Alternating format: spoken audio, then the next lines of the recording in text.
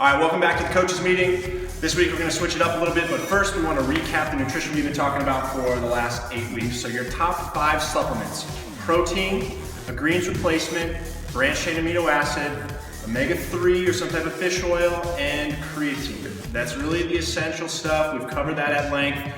So today we're going to switch it up and we're going to talk some squat. All right, guys. So the first thing we're going to talk about here is the basic hip hinge. It's important in just about everything we do here. Kettlebell swings, deadlifts, squats.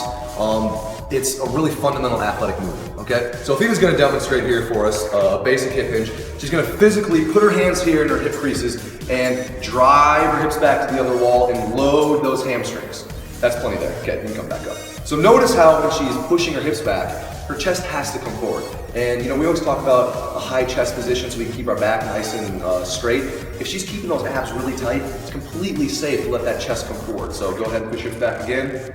So you can see as her hips come back and her chest comes forward, she's keeping the center of her body over the midline, okay? So we have to stay nice and balanced. Next up, foot position.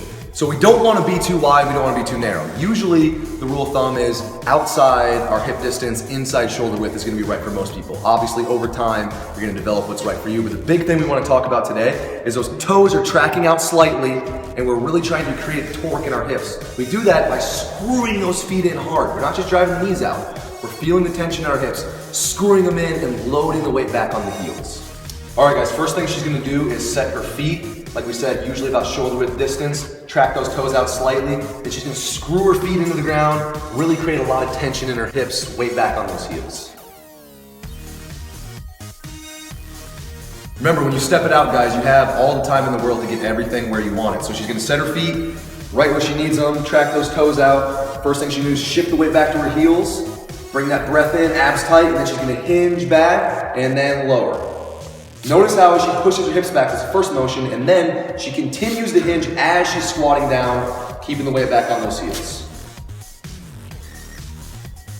Solid. Next up, ab pressure, tension, okay? What we don't want to do is take that big breath in into our chest. We want to think about driving our belly button out and using our diaphragm, take that short, really tight breath, okay? So we want to take our rib cage and lock it down and tight. We don't want to hyperextend our back, okay? If your ribs are down, your abs are really tight, that back is going to stay nice and straight.